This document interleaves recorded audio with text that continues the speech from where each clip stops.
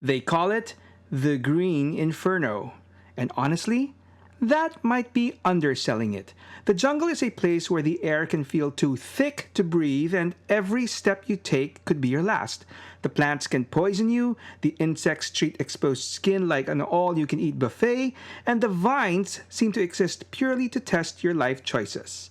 Out here, the weather can flatten you, the river can swallow you, and the animals don't bother to chase. They just wait for you to mess up.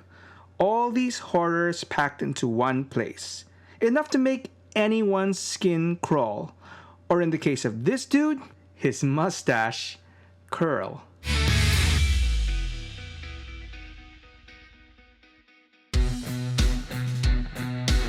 When I was a kid, I once found myself walking down a narrow road cutting through a tropical forest with my mom. To our left was vegetation so thick it looked like it just faded into darkness, just a solid wall of green, leading into who knows where.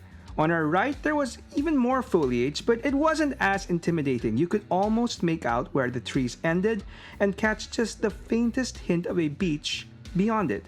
Not gonna lie, the walk was brutal for a little guy like me. It was hot, humid, and uncomfortable. And that faint sound of waves to our right felt like a mischievous siren call, daring us to take a shortcut through the forest. So when we spotted what looked to be a narrow opening between the branches, we went for it.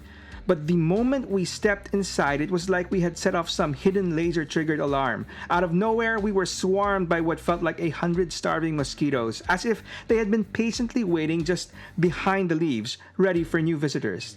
Panic kicked in, we sprinted, tripped, got scratched up, bitten all over, and somehow, by sheer determination and tiny child adrenaline, burst out into the beach and into safety.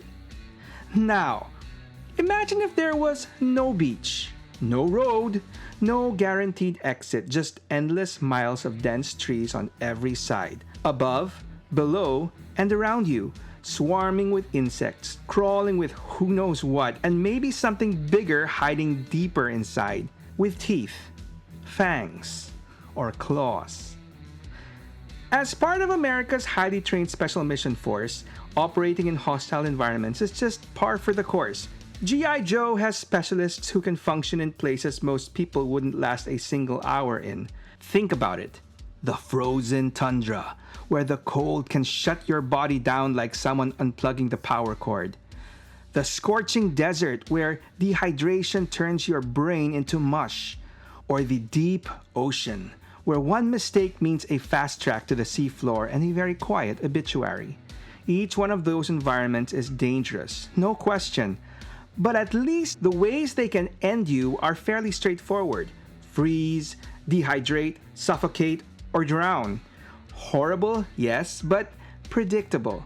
Now, if you ask me what is the environment that trumps all of them, the last place on earth I would ever want to end up in, the one that will definitely bring you to your knees, the jungle. Because in the jungle, there's no limits to how many things can kill you, or how they might do it.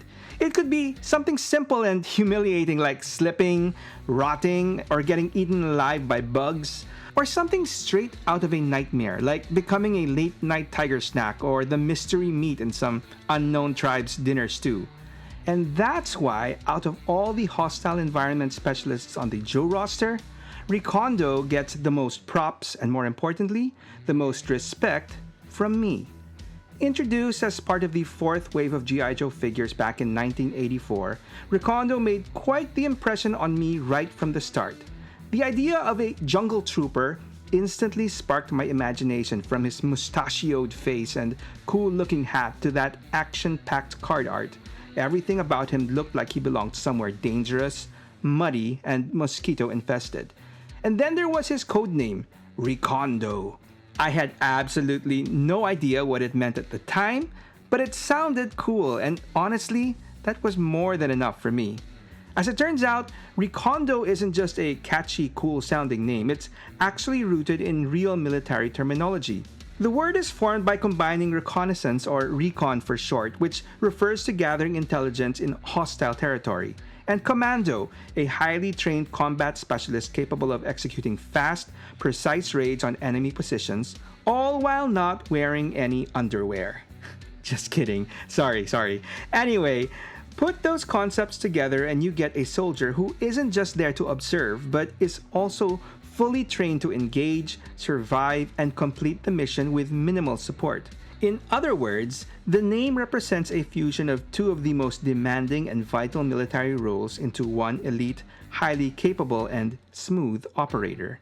According to his file card, Recondo's real name is Daniel M. Leclerc, and he comes from Wheaton, Wisconsin, a place known more for its long, cold winters. So it makes total sense that Recondo hated it there and longed for the jungle life. Sweating, pushing through dense vegetation, dealing with all the creepy crawlies most people run away from, and the boogie. Now that's his happy place. When Recondo's deep in the bush, he doesn't just survive, he owns the environment. He treats the jungle like it's his personal territory and everyone else is just visiting at their own risk. And this isn't just ego talking. He actually served as part of the instructor cadre at the Jungle Warfare Training Center, which means he didn't just learn jungle survival, he taught it. Recondo is also certified as an expert marksman with a wide range of weapons from standard rifles and pistols to submachine guns and even a grenade launcher. So, however a problem chooses to present itself, Recondo has options. Not that he'd have any problems, as while most people view the jungle as a nightmare death trap, a single gigantic hostile organism that can sense fear and has zero mercy, Recondo is wired differently. Somehow, the jungle doesn't reject him, it accepts him. When he awimboways into the jungle, it's almost like nature itself eases up and hums him a soothing lullaby. And like a lion curled up in its true habitat, Recondo sleeps just fine. Anyway, like many of his fellow 1984 Joes, Recondo made his animated debut in the second GI Joe miniseries, The Revenge of Cobra. When Cobra's Weather Dominator gets blasted apart and its three components scatter across the globe, Recondo joins a Joe team led by Flint to recover the Hydro Master, which crashes into an ancient temple ominously called the Palace of Doom. Located where else but deep inside what I assume is the Amazon or any other South American jungle. Doing exactly what he was built for, Recondo leads the Joes straight through the thick of the jungle to the hidden temple, where they inevitably clash with Cobra forces led by Major Blood. And what follows is a full-blown animated jungle fever dream involving snake armors, pack rats, a clash of titans featuring a fire-breathing temple guardian and a cobra snake robot, and a mucho earthquake thrown in for dramatic effect. Unfortunately, despite their maximum effort, the Joes lose that particular round when Major Blood escapes with a prize. And for that failure, Recondo is immediately banished to cartoon limbo. Just kidding. See, that's the downside of being a hyper-specialized trooper. Your usefulness is limited to the right terrain. I mean, you can't exactly throw your jungle guy into an impromptu hockey match on the roof of the world and expect him to score a hat trick, can you? And so, Recondo wasn't seen or featured much in the cartoon after his debut from what I remember. Fortunately, the whole Palace of Doom debacle wouldn't be Recondo's one and only jungle adventure in the Joe cartoon. He actually gets to show off his worth in an episode aptly titled Jungle Trap. In this story, Recondo leads another team of Joes through what else? A jungle, this time in India, on a mission to rescue a Dr. Shakur, who's been kidnapped and forced by Cobra Commander to build a lava-generating thingany inside where else but another ancient jungle temple. Thanks to Recondo, the Joes are able to navigate through every jungle trap Cobra throws at them, from a spring-loaded sickle, a rampaging rhino, a spike-lined pit, and even a pack of rabid-striped hyenas. Okay, to be fair, it was Snake Eyes in a rare non-cross-dressing, non-breakdancing, maybe a little breakdancing cartoon appearance, who actually handled those last two. But still, Recondo makes himself useful, and this time the good guys win. They rescue Dr. Shakur and destroy the machine before Cobra can make any volcanic-powered world domination progress. And speaking of progress, if you're a regular viewer of my channel, don't you think it's time to progress to the next level, why not try giving my channel membership a shot? For the measly price of like $1, you can enjoy extra perks like shoutouts, early access, and exclusive content. All you gotta do is click on the join button on my main channel homepage and you're in.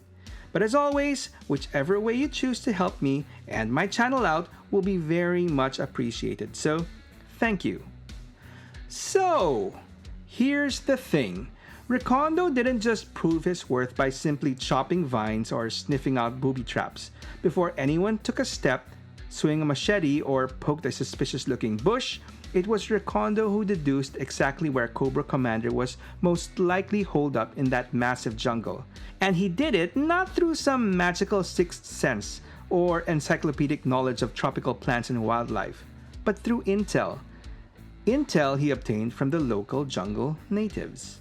Because being an expert isn't just about knowing everything, it's about knowing you don't and being willing to seek out those who do.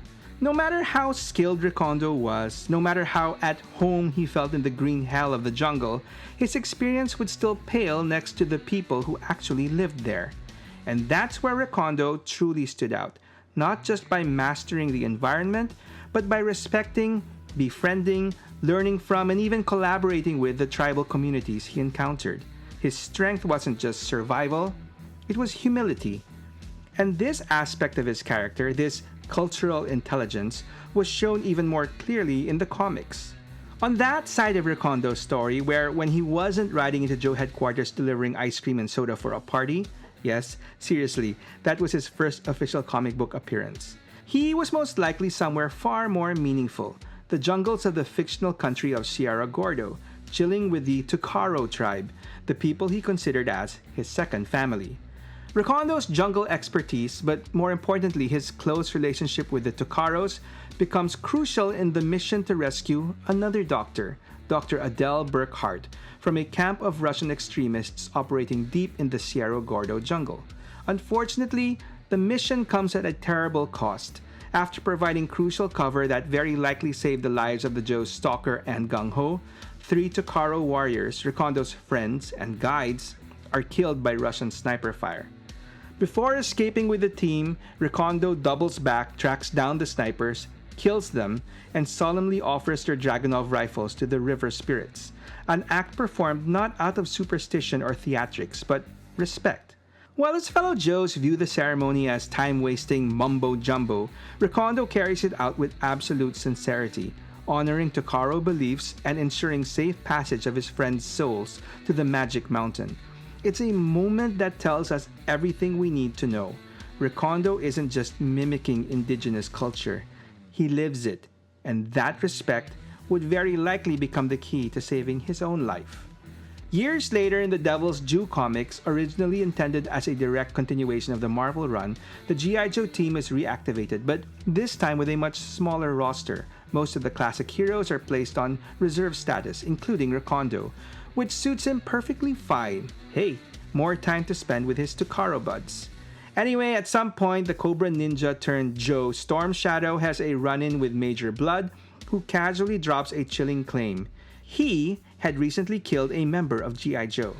Blood escapes before revealing who, but the threat hits hard and suddenly the old roster becomes a list of potential casualties. Sparks, a blink and you'll miss him super obscure Joe from the cartoons, acting as the team's communications and intel coordinator, is ordered to verify the status of every reserve Joe. He manages to confirm every name, except one, Recondo. So Sparks personally travels to Sierra Gordo, to a Tucaro village Recondo was well known to hang in. There he's told a grim story. Recondo was present when Major Blood attacked the village. The two fought brutally until Blood stabbed Recondo in the back and kicked him off a cliff into a waterfall below. The Tucaros even show him a grave. Heartbroken, Sparks returns to GI Joe headquarters, believing he has just confirmed the worst. But then, Sparks receives an email from an apparently very alive Recondo. And how does Spark know for sure? Well, the message ends with a reference to a private literary debate only the two of them shared. Absolute proof it isn't a hoax. Recondo explains that he survived.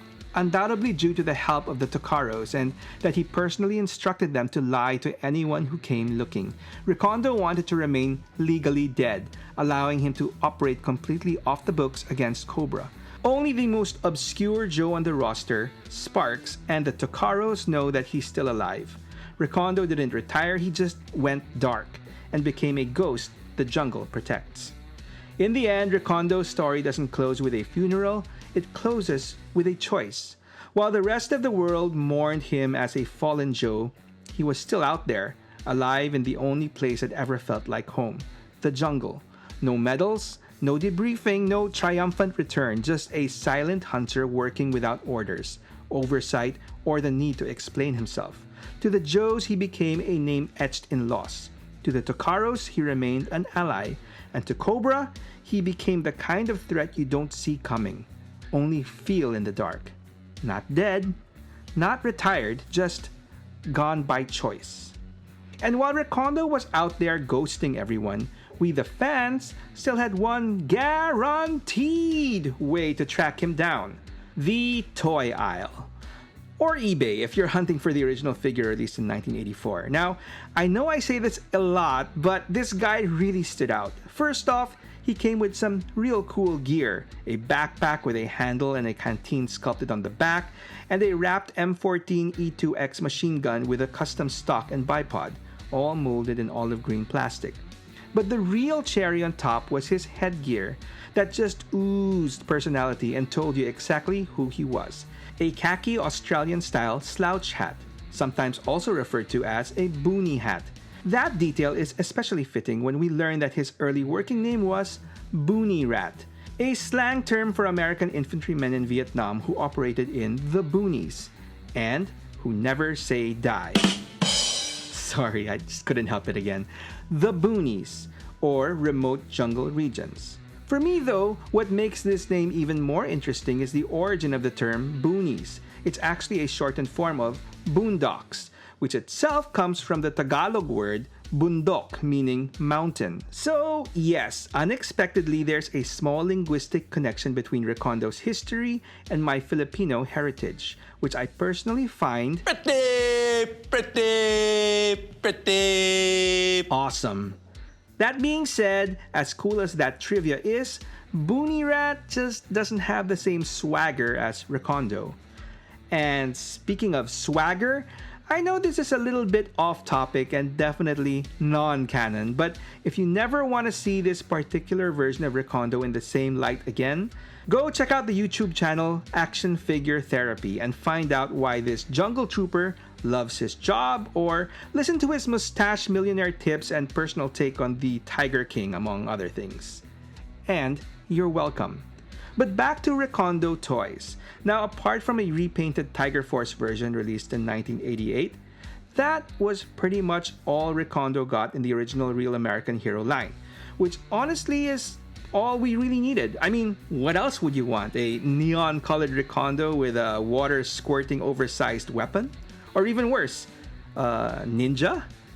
Anyway, in modern times, that's also basically what we got. A classic Recondo released in 2009 as part of an Assault on Cobra Island box set, and then a Tiger Force Recondo sporting a slightly more tan look in 2015 as part of a GI Joe convention exclusive Tiger Force vs. Iron Grenadiers box set from the official GI Joe Collectors Club.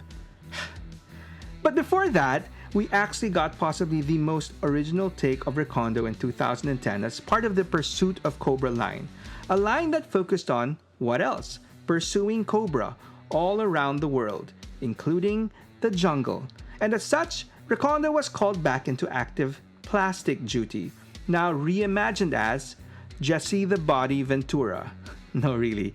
Okay, to be more precise, Blaine from the movie Predator, who was played by Jesse the Body Ventura. Now, newly shaved head aside, on his own, some may consider this comparison a bit of a stretch. But when the same line also released Spirit looking like this, and Duke looking like this, and a new Cobra operative Shadow Tracker looking like this, yeah, we see what you're trying to pull off, Hasbro. And finally, we have the most recent versions of Recondo in the 6-inch classified line. And once again, it's pretty much everything we need. A faithful, classic Recondo in his beige and green camo deco, and a back in black Tiger Force Recondo reporting for duty, proving that even decades later, Hasbro still knows exactly how this guy should look. Now, I'm not entirely sure why, but I've always felt like Recondo should have been more popular than he ended up being. Maybe it's the limits of his specialty that ultimately led to a significant decrease of spotlight time? Who knows? But honestly, maybe that's exactly what makes him cool, because at the end of the day, popular or not, Recondo will always be, to me, one of the best niche characters in the entire GI Joe roster. A guy who's always ready to give you a nice welcome to the jungle and at least not leave you out there in the cold. And speaking of the cold, how about we take a look at other Joes who excel in a more frigid environment?